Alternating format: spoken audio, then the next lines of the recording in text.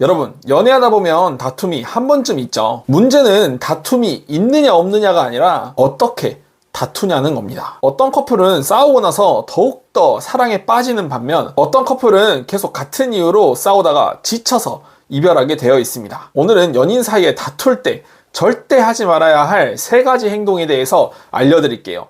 혹시 이 3가지 행동 때문에 이별하셨나요? 제가 왜 이 3가지 행동이 이별까지 만드는지, 그럼 우리는 다툼을 어떻게 마주해야 하는지 알려드리도록 하겠습니다. 연인 사이 다툴 때 절대 하지 말아야 할 첫 번째 행동은 싸울 때 연락 끊고 잠수 타는 겁니다. 흔히 말하는 회피죠. 이거 진짜 최악이에요. 제가 이 주제로 스레드에다 글을 올렸는데요. 회피형에 대한 댓글이 진짜 폭발적으로 달리더라고요. 싸우다가 갑자기 연락 끊는 사람들 있죠. 이런 형태로 잠수를 탑니다. 일십, 안일십, 전화 안 받기. 근데 참 신기한 게 잠수 타는 본인은 이렇게 말합니다. 지금 말하면 더 싸울 것 같아서. 나만의 시간이 좀 필요해. 감정 좀 가라앉히려고 그랬어. 진짜 본인의 시간이 필요할 수도 있어요. 그럼 그 시간을 우리가 존중해주는 건 맞습니다. 문제는 매번 잠수 타버리고 언제 그랬냐는 데 그냥 웃으면서 이 상황을 넘어가려 한다는 거예요. 이런 행동을 볼 때마다 어떻게 느껴질까요? 버려진 느낌이 듭니다. 그래서 더 연락하고 더 집착하고 더 의존하게 되는 겁니다. 그렇게 의뢰연애를 자처하게 되는 거예요. 이렇게 잠수는 상대방에게 불안을 심어줍니다. 이렇게 느껴져요. 너 혼자 알아서 감당해. 난 이 관계에 그렇게 책임지고 싶지 않아. 특히 불안형 애착을 가진 사람에게는 이게 더욱더 최악입니다. 그냥 일반적인 사람도 잠수를 경험하면 불안을 느끼게 되어 있어요. 하지만 불안형 애착을 가진 사람에게는 잠수라는 게 더 치명적으로 느껴지게 되는 겁니다. 진짜 큰 위기로 느껴지게 돼요. 불안이 더 커지니까 더욱더 집착하고 의존하게 되는 거예요. 결국 다음 싸움을 더 크게 만들게 되는 겁니다. 그렇게 이별할 확률이 높아지는 거죠. 혹시 이렇게 이별하셨나요? 그리고 아이러니하게도요, 잠수 탄 사람도 사실 마음이 편하진 않아요. 연락 안 하면서 속으로는 계속 이런 생각해요.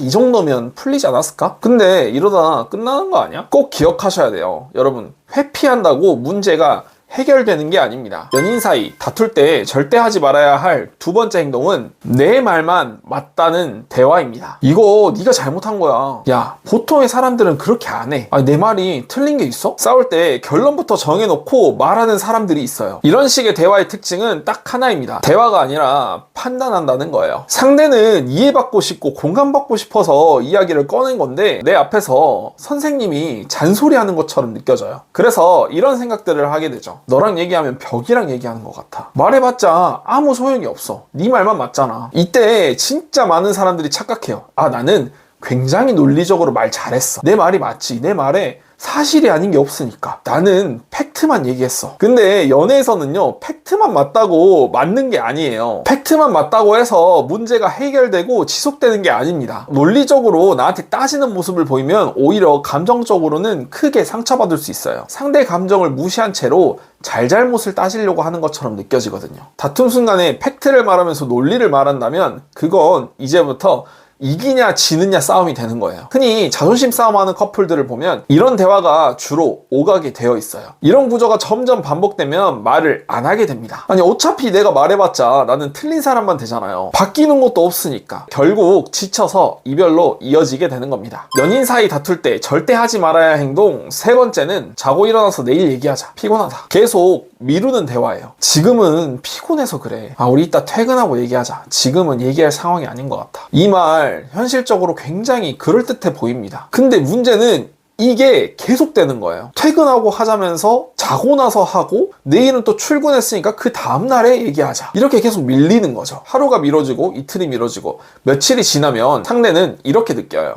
나랑 진지하게 이 문제를 풀 생각이 없구나. 상대가 이렇게 느끼는 순간 말도 섞기 싫어서요. 관계에 대한 기대도 내려놓게 됩니다. 왜냐면 우리의 문제는 우리가 해결해야 하는데 해결할 가치할 우리가 없는 거예요. 나 혼자만 이 문제를 감당하고 심각하게 생각하고 있다고 느끼는 겁니다. 특히 자기 전에 감정이 풀리지 않으면 상대 입장에서 정말 최악의 상상을 하게 되어 있습니다. 잠도 잘 오지 않겠죠. 그래서 미루는 대화는 싸움을 피하는 것 같지만 사실은 관계를 더 갉아먹게 만드는 겁니다. 여기서 이런 말 하는 분들이 계시더라고요. 코치님, 저는 상대가 저렇게 일방적으로 말해서 대화하기 싫어요. 말해봤자 싸우니까 그냥 저만 참게 되는 것 같아요. 이 말 정말 이해됩니다. 근데 우리 솔직해져 볼까요? 이건 상대만의 문제가 아닐 수도 있습니다. 나도 다툼 해결 방법을 몰라서 그냥 멈춰버리고 피한 걸 수도 있어요. 혹시 위의 세 가지 행동 때문에 헤어지게 되셨나요? 그럼 우리 한번 생각해 보자고요. 다툼 상황에서 상대가 감정적으로 나왔을 때 나는 감정적으로 대하진 않았는지, 혹은 말이 안 통한다고 느끼는 순간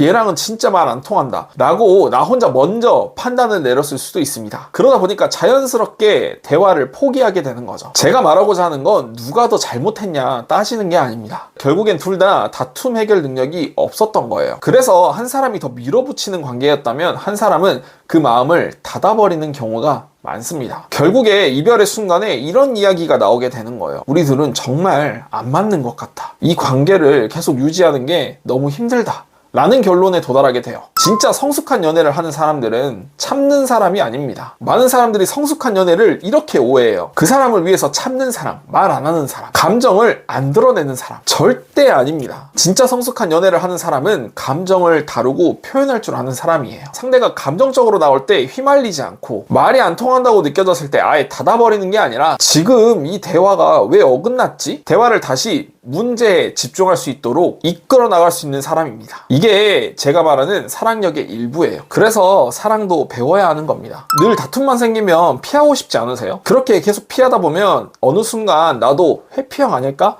라는 생각이 들게 돼요. 불안한 연애 하고 계시잖아요. 나 혼자 맞춰주는 의뢰 연애 하고 계시진 않나요? 나 혼자 참다 터지는 연애는 이제 그만하셔야 돼요. 뭐 새로 연애 시작하면 괜찮아지겠지, 이게 아니라 나부터 바꿔야 하는 거예요. 내 연애 방식을 바꾸지 않으면 어떤 사람을 만나도 똑같이 이별하게 되어 있습니다. 그래서 제가 사랑력 클래스를 만들었어요. 이 사랑력 클래스에서는 재회를 위한 연락 타이밍, 재회 지침 문자, 이런 것부터 가르치지 않습니다. 대신 왜 나는 싸울 때 이렇게 감정이 폭주할까? 내 감정을 어떻게 잘 표현해야 될까? 상대가 감정적으로 나올 때 나는 어떤 대화를 해야 하는지, 참는 연애가 아니라 조율하는 연애 방법에 대해서 알려드릴 거예요. 이걸 4주 동안 저와 같이 훈련할 겁니다. 근본적인 나의 연애 문제를 알고 성장하게 만들어 드릴 거예요. 나의 연애 구조를 바꾸지 않으면 새로 연애할 대상이 바뀌더라도 똑같은 이별만 반복하게 될 거예요. 똑같이 나쁜 연애만 반복하게 될 겁니다. 사랑력 클래스에 대한 자세한 내용은 고정 댓글 참고해주세요. 오늘 영상 보시면서 이제는 나도 연애에서 도망치지 말아야지 이런 생각이 드셨다면 이미 한 단계는 성장하신 거예요. 이제 실천할 단계가 남아있습니다. 지금 바로 신청해보세요. 오늘 영상이 도움이 되셨다면 구독, 좋아요, 알림 설정까지 부탁드릴게요. 지금까지 범쌤이었습니다.